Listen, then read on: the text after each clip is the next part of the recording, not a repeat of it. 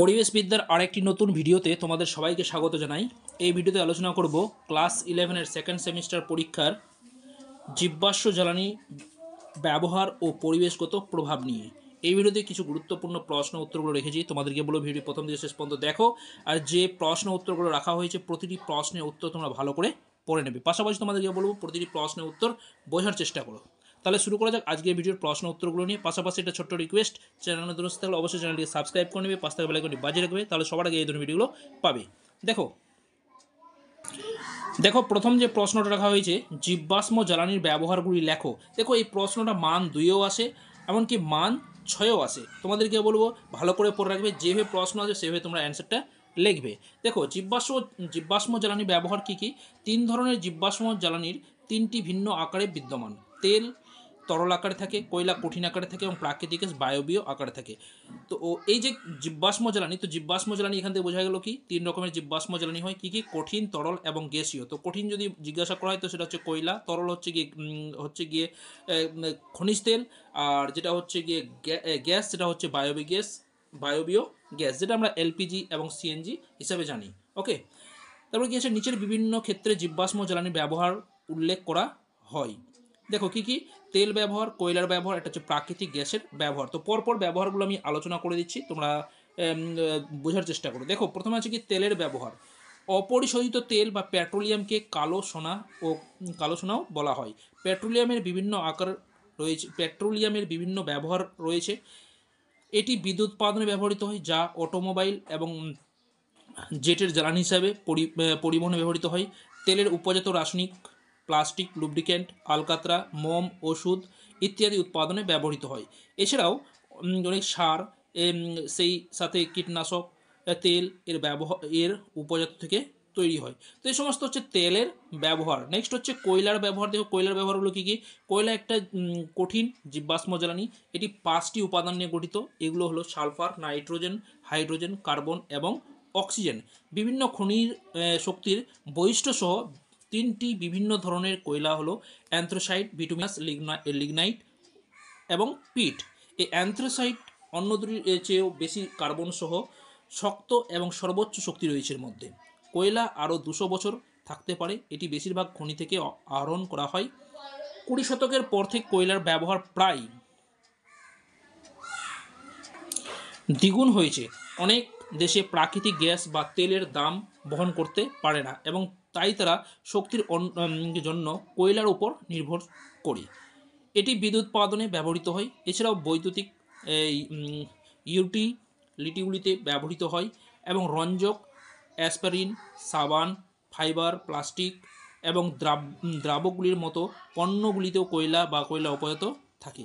এটি ইস্পাত শিল্প, ওষুধ শিল্প, সিমেন্ট উৎপাদন, কাগজ তৈরি ইত্যাদিতে ব্যবহৃত হয়। এরপর আসছে প্রাকৃতিক গ্যাসের ব্যবহার। দেখো এখানে তোমাকে পরীক্ষায় প্রশ্ন থাকতে পারে, আলাদা আলাদাভাবে কিন্তু কোশ্চেন জিজ্ঞাসা করতে পারে। কীভাবে? প্রাকৃতিক গ্যাসের ব্যবহারগুলি লেখো, বা কয়লার ব্যবহারগুলি লেখো, বা খনিজ তেলের ব্যবহারগুলি থাকতে পারে হয়তো। তো তোমাদেরকে প্রতিটা পয়েন্ট কিন্তু ভালো করেই মনে রাখতে হবে। দেখো প্রাকৃতিক গ্যাসের ব্যবহার কি? এটি একটি বায়বীয় জ্বালানি এবং প্রাথমিকভাবে মিথেন গঠিত। এটি তেল এবং কয়লার চেয়েও অনেক বেশি পরিষ্কার। এটি শীততাপ নিয়ন্ত্রণ, রান্নার যন্ত্রপাতি যেমন জ্বালানি চুলা এবং তাপ ঘর এবং স্থাপনা, গরম জল ইত্যাদিতে ব্যবহৃত হয়। এছাড়াও এটি বিদ্যুৎ সরবরাহ করে এবং ইস্পাত ফাউন্ড্রি, তারপর হচ্ছে কাচের ফাউন্ড্রি, অন্যান্য উৎপাদন, এখানে উৎপাদন মানে একটি মিস্টেক আছে, তোমরা প্রত্যেকে ঠিক করে নিবে, উৎপাদন এবং অ্যালুমিনিয়াম স্মেল্টারের মতো শিল্পে ব্যবহৃত হয়। এটি রং, সার, প্লাস্টিক এবং রঞ্জক উৎপাদন করে। এটি পরিবহনে সিএনজি, যেটাকে কম্প্রেস ন্যাচারাল গ্যাস, এবং এলপিজি লিকুইফাইড পেট্রোলিয়াম গ্যাস হিসাবে ব্যবহৃত হয়। দেখো পরের প্রশ্ন উত্তরটি আলোচনা করার আগে তোমাদেরকে বলবো, তোমরা যদি সেকেন্ড সেমিস্টার পরীক্ষার জন্য কমপ্লিট নোটস পেতে চাও তাহলে নিচের যে নাম্বারটা দেওয়া আছে সেখানে তোমরা হোয়াটসঅ্যাপে মেসেজ করতে পারো, আমি তোমাদের সঙ্গে ঠিক সময় যোগাযোগ করে নেব। দেখো মাত্র 99 রুপিস পেমেন্ট করে তোমরা কিন্তু সম্পূর্ণ কমপ্লিট সিলেবাসের নোটসগুলো পেয়ে যাবে। পাশাপাশি তোমাদেরকে পরীক্ষা পর্যন্ত, মানে পরীক্ষা না হওয়া পর্যন্ত তোমরা কিন্তু ডাউট ক্লিয়ার ক্লাস পাবে। পাশাপাশি তোমাদেরকে প্রজেক্টে দেওয়া হবে। তাছাড়াও কি যে আমি এখানে যে প্রশ্ন উত্তরগুলো রাখছি তোমাদেরকে কমপ্লিট এখানে যতগুলো রাখা হচ্ছে তার চেয়েও বেশি 200+ তোমরা কিন্তু প্রশ্ন উত্তর পাবে মাত্র 99 রুপি পেমেন্ট করে। দেখো নেক্সট প্রশ্নটা আলোচনা করে দিচ্ছি, তোমরা দেখো। পরিবেশের ওপর জীবাশ্ম জ্বালানির ব্যবহারের প্রভাবগুলি লেখো। দেখো পরিবেশের ওপর জীবাশ্ম জ্বালানির প্রভাবগুলো কী কী, জীবাশ্ম জ্বালানি সম্পর্কে আমরা জানলাম, কী কী জীবাশ্ম জ্বালানি হতে পারে, কঠিন তরল গ্যাসীয় আকারে পাওয়া যায়, সেই সমস্ত ব্যবহারের ফলে পরিবেশের উপর কী প্রভাব পড়ছে, কী এফেক্ট পড়ছে সেটা সম্পর্কে আলোচনা করছি। দেখো গ্রিনহাউস গ্যাস নির্গমন বৃদ্ধি। প্রথমে হচ্ছে গ্রিনহাউস গ্যাস যেমন কার্বন ডাইঅক্সাইড, মিথেন, সিএফসি ইত্যাদি পৃথিবীর তাপ ধরে রাখতে সাহায্য করে। মানব সৃষ্ট গ্রিনহাউস গ্যাসের ঘনত্ব বৃদ্ধির কারণে পৃথিবীর গড় তাপমাত্রা বাড়ছে। 2 নম্বর পয়েন্ট কী আছে, কয়লা এবং পেট্রোলিয়ামের ব্যবহার বৃদ্ধির বায়ুমণ্ডলের গ্রিনহাউস গ্যাস বৃদ্ধির এটি প্রধান কারণ, যা ক্রমবর্ধমান তাপমাত্রাকে আরও যুক্ত করছে। গ্রিনহাউস গ্যাসগুলি পৃথিবীর বায়ুমণ্ডলের ওজোন স্তরকে ও ধ্বংস করে। নেক্সট পয়েন্ট হচ্ছে ভূমি দূষণ এবং কঠিন বর্জ্য সংগ্রহ। দেখো জীবাশ্ম জ্বালানিকে শক্তিতে রূপান্তরিত করার ফলে কঠিন বর্জ্য জমা হয়, যা বাসস্থানের উপর বিধ্বংসী প্রভাব ফেলে, এবং কঠিন বর্জ্যের জন্য জমি, আর্থিক সহায়তা এবং যথাযথ পর্যবেক্ষণ প্রয়োজন, যা প্রায়শই একটি অবহেলিত ব্যাপার। এই বর্জ্য প্রকৃতিতে বিষাক্ত এবং কঠিনভাবে নিষ্পত্তি না করা হলে বাস্তুতন্ত্রের অনেক ক্ষতি হতে পারে। এটি গাছপালা, বন্যপ্রাণী এবং সামুদ্রিক জীবকে বিপন্ন করে। সমুদ্রপৃষ্ঠে উচ্চতা বৃদ্ধি। দেখো গবেষণায় প্রমাণিত হয়েছে যে মানবসৃষ্ট গ্রিনহাউস গ্যাস নির্গমনের ফলে বিশ্ব উষ্ণায়ন হতে পারে। তাপমাত্রা বৃদ্ধির কারণে মেরু অঞ্চলে বরফ গলতে শুরু করেছে, ফলস্বরূপ গড় সমুদ্রপৃষ্ঠের উচ্চতা বাড়ছে। দেখো মেরু অঞ্চলে যে বরফ গলছে, বরফ গলার ফলে কি হচ্ছে, সেই গলা জলটা সমুদ্রে এসে পতিত হচ্ছে, সে সমুদ্রের গড় উচ্চতা কী করে উচ্চতা যার ফলে বাড়ছে। জীবাশ্ম জ্বালানির কারণে দূষণ সম্পর্কে বিতর্ক আজকের বিশ্বে একটি সাধারণ বিষয় হয়ে দাঁড়িয়েছে। ইকোসিস্টেমের ভারসাম্য বজায় রাখার জন্য সঠিক নিয়ন্ত্রক নীতি চালু করতে হবে। জীবাশ্ম জ্বালানির ক্রমবর্ধমান ব্যবহার এবং বিভিন্ন মাধ্যমে তাদের দ্বারা সৃষ্ট দূষণ তাদের উপযোগী তাকে ছাপিয়ে যেতে পারে না। জনস্বাস্থ্যের হানি। দেখো নেক্সট পয়েন্ট, জনস্বাস্থ্যের হানি কি, জীবাশ্ম জ্বালানি ব্যবহারের ফলে সাধারণ মানুষের স্বাস্থ্যহানি ঘটে। কয়লা খনিতে কর্মরত শ্রমিকদের ফুসফুস ক্ষতিগ্রস্ত হয়, ফলস্বরূপ অ্যাজমা, ব্ল্যাক লাং প্রভৃতি রোগ আক্রান্ত হয়। নেক্সট হচ্ছে অম্লবৃষ্টি। দেখো অতিরিক্ত মাত্রায় জীবাশ্ম জ্বালানি দহনের ফলে বায়ুমণ্ডলে কার্বন ডাইঅক্সাইড, সালফার ডাইঅক্সাইড এবং নাইট্রোজেন ডাইঅক্সাইড গ্যাসের তাপমাত্রা বৃদ্ধি পায়। কার্বন ডাইঅক্সাইড, সালফার ডাইঅক্সাইডের প্রভাবে অম্লবৃষ্টি ঘটে, যা পরিবেশের উপর অত্যন্ত ক্ষতিকর। এটা অম্লবৃষ্টির প্রভাব। নেক্সট হচ্ছে ধোঁয়াশা সৃষ্টি। দেখো জীবাশ্ম জ্বালানি দহনের ফলে বায়ুমণ্ডলে nitrogen dioxide, sulphur dioxide, carbon monoxide ইত্যাদির সঙ্গে সূর্যরশ্মির আলোক রাসায়নিক বিক্রিয়ার ফলে বায়ুমণ্ডলের ধোঁয়াশা সৃষ্টি হয়। এই ধোঁয়াশার ফলে জনস্বাস্থ্যের ক্ষতি হয় এবং রোগের প্রাদুর্ভাব ঘটে। নেক্সট পয়েন্ট, ওজোন স্তরের ধ্বংস।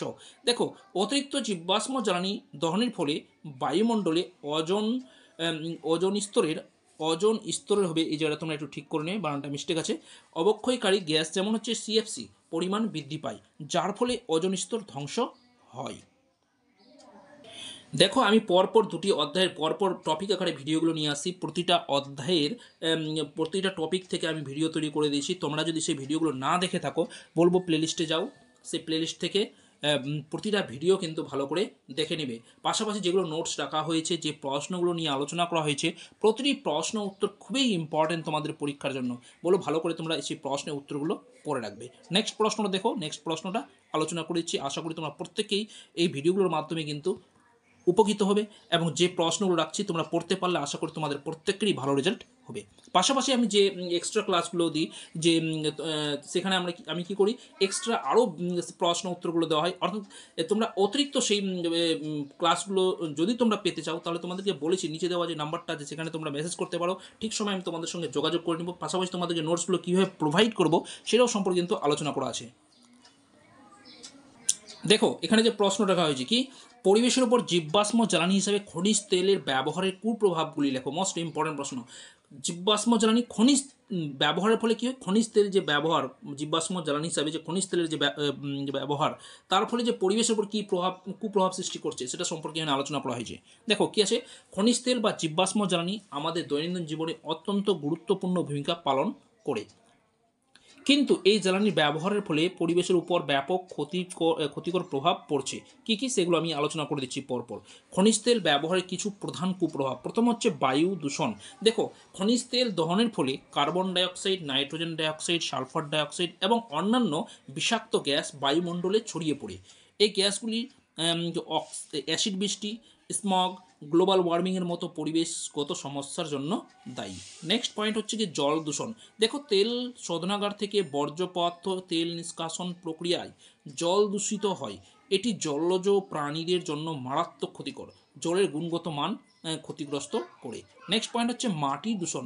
দেখো, তেল ছড়িয়ে পড়লে মাটি দূষিত হয় এবং মাটির উর্বরতা কমিয়ে দেয়, ফলে কৃষি উৎপাদন হ্রাস পায়। তারপর নেক্সট পয়েন্ট হচ্ছে জলবায়ু পরিবর্তন। দেখো, খনিজ তেল পোড়ানোর ফলে বায়ুমণ্ডলে কার্বন ডাইঅক্সাইডের পরিমাণ বৃদ্ধি পায়, যা গ্রিন হাউস গ্যাস হিসাবে কাজ করে।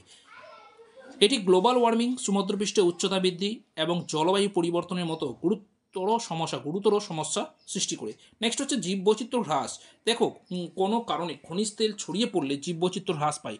জলজ প্রাণী, পাখি এবং অন্যান্য প্রাণী মারা যায়, যা তাদের বাসস্থান যাতে তাদের কী হয়, বাসস্থান ধ্বংস হয়ে যায়।